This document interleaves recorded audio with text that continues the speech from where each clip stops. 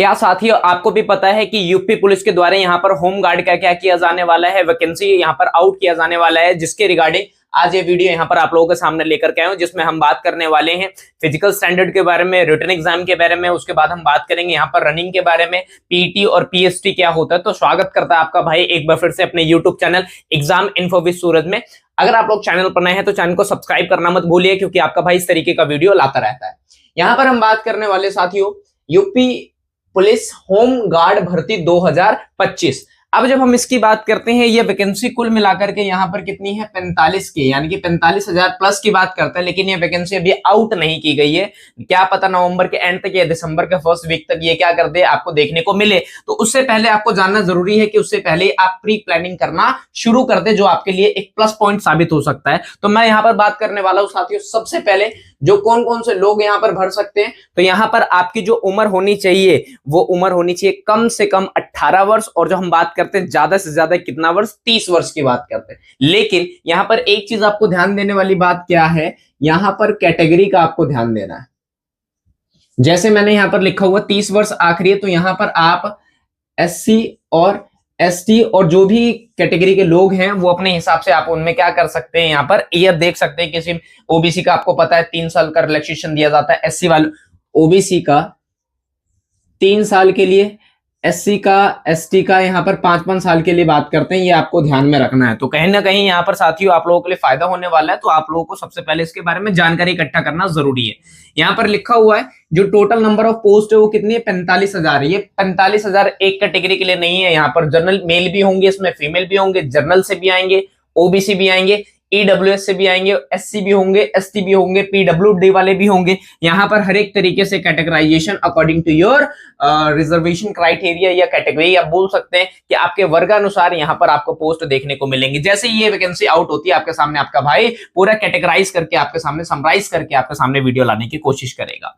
बस यहाँ पर जो इसकी पात्रता है साथियों, जो इसकी एलिजिबिलिटी क्राइटेरिया है, मात्र क्या है 10वीं पास है। और इसमें कौन से लोग अप्लाई नहीं कर सकते, एक तो एज वाला फंडा है कि अगर आप जर्नल से आते हैं, आपकी उम्र 30 प्लस हो गई है, तो आप इस वैकेंसी के लिए क्या है अप्लाई नहीं कर सकते। दूसरे क्राइटेरिया क्या है यहाँ पर कि आप किसी पहले से ही सरकारी जॉब में हैं, तो यहाँ पर आप अप्लाई नहीं कर सकते। कोई आप रिकॉग्नाइजेशन जो वाले पोस्ट होते हैं उन पर आप पहले से ही विराजमान है, तो आप इस भर्ती के लिए क्या नहीं है साथियों, यहाँ पर योग्य नहीं है। तो जो लोग यहाँ पर कुल मिलाकर के बात ये लोग ये कह रहे हैं कि जो बेरोजगार है, जो एक एस्पिरेंट है, वही इस भर्ती को क्या कर सकता है, भर सकता है, उसके बाद जॉब की प्राप्ति कर सकता है।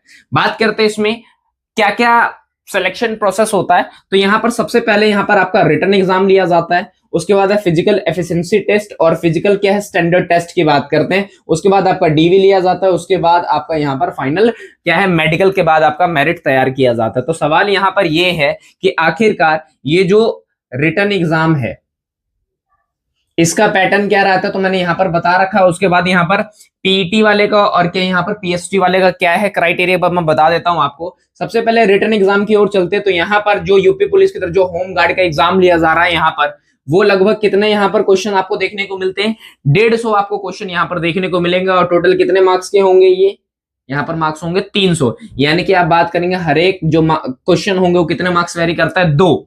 यहाँ पर आप देखेंगे क्या है, यहाँ पर 4 सब्जेक्ट आपको कवर्ड देखने को मिलता है, जिसमें आपके जीए 38 नंबर की, हिंदी 37 नंबर की, फिर ये 38 की, फिर 37 की। इस तरीके से आप करेंगे तो लगभग पूरा क्राइटेरिया देखने को मिलेगा।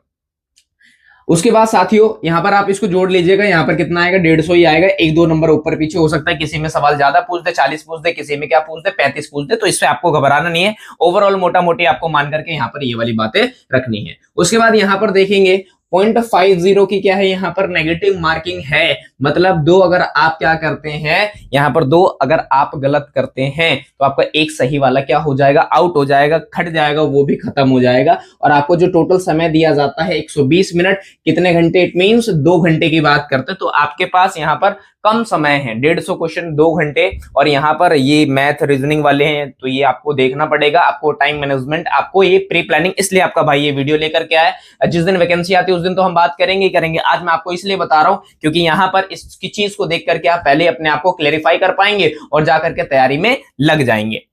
और यहाँ पर अब हम बात कर लेते हैं किसके बारे में, पीएसटी के बारे में, फिजिकल स्टैंडर्ड के बारे में बात करते हैं। सबसे पहले मेल की बात कर लेते हैं, जो पुरुष वर्ग है उनकी बात कर लेते हैं। जर्नल के लिए, ओबीसी के लिए और एससी के लिए हाइट कितनी मांगी गई है यहाँ पर? ये हाइट मांगे 168 सेंटीमीटर, 168 सेंटीमीटर की बात करते हो। और इसमें सिर्फ एसटी वालों को क्या मांगा गया है? 160 सेंटीमीटर। अमूमन होता क्या है कि एससी एसटी वालों की सेम हाइट रहती है, लेकिन यहाँ पर होम गार्ड में यहाँ पर क्या कर दिया गया, 160 सेंटीमीटर मांग लिया गया है। बात करते हैं यहाँ पर मेल के बारे में। जो चेस्ट है जर्नल का वो कितना है? 79 टू 84 की बात करते हैं। 79 नॉर्मल है, एक्सपेंड करके इसका कितना होगा, फुला करके आप बोलेंगे 84 सेंटीमीटर। लेकिन अगर हम बात करते हैं किसके बारे में, एसटी के बारे में, तो नॉर्मल कितना, 77, 77, और इसको एक्सपेंड करके कितना हो जाएगा, 82, 82 की बात करते हैं। बात कर लेते हैं यहाँ पर फीमेल के बारे में, कि फीमेल में यहाँ पर क्या होना चाहिए, हाइट जो है इसमें जर्नल में, ओबीसी में, एससी में, फीमेल में वो 152 यानी कि 152 सेंटीमीटर है। अगर हम एसटी के बारे में बात कर लेते, सिर्फ इधर कितना है एसटी के लिए, 160, वैसे महिलाओं में कितना हो जाएगा, 147। और यहाँ पर इनमें एक क्या कर दिया गया, वजन का कर दिया गया है। जो महिलाएं हैं, जो लड़कियां हैं खास तौर पे, उनकी जो वजन है 40 से नीचे, मान लीजिए उनका 39.9 kg भी है, तो वो इस चीज के लिए क्या हो जाएंगे, डिस्क्वालीफाई हो जाएंगे। तो आपको यहाँ पर सतर्क रहना है, अगर वजन नहीं है तो आपको बढ़ाना है, उसके बाद ही आप क्या कर सकते हैं, इस चीज में आप पार्टिसिपेट कर सकते हैं। साथियों, इसके साथ साथ हम रनिंग के बारे में बात कर लेते हैं, फिजिकल एफिशिएंसी टेस्ट के बारे में, कि मेल में क्या है, 4.8 किलोमीटर की जो रनिंग है 25 मिनट में, कहीं कहीं पर आपको 28 भी देखने को मिलेगा। जैसे ऑफिशियल पे देखेंगे 28 भी है, बाकी जगह देखेंगे तो 25 है, तो आपको ये ध्यान रखना है। फीमेल में यहाँ पर कितना मांगा गया, 2.4 किलोमीटर इन जस्ट 14 मिनट। तो आप लोग, उम्मीद करता हूं आप लोगों को ये यहाँ पर समझ में आया होगा, और ये वैकेंसी यहाँ पर काफी ज्यादा आने वाली साथियों, तो आप इस चीज के लिए पहले से ही वेल प्रिपेयर्ड हो जाएं। और आप लोग ये कमेंट कर सकते हैं कि आप यूपी में किस जिले से क्या कर रहे हैं, वीडियो को देख रहे हैं, जिससे ये पता लगेगा कि उस जिले की वैकेंसी यहाँ पर कितनी है, मैं आपको क्लियर तरीके से क्या कर पाऊं, बता पाऊं। और फिर भी इसके रिगार्डिंग कोई भी समस्या है तो आप कमेंट सेक्शन में जरूर कमेंट करिएगा, आपका भाई जरूर उस चीज पर क्या करेगा, काम करके रिप्लाई करने की कोशिश करेगा। क्यों? क्योंकि आपके जो समस्या है उस पर पहले क्या होना जरूरी है, उसका रिजोल्यूशन उपाय निकालना जरूरी है। क्योंकि डाउट में रहकर के आप तैयारी करेंगे तो ना इधर करेंगे ना इधर करेंगे, तो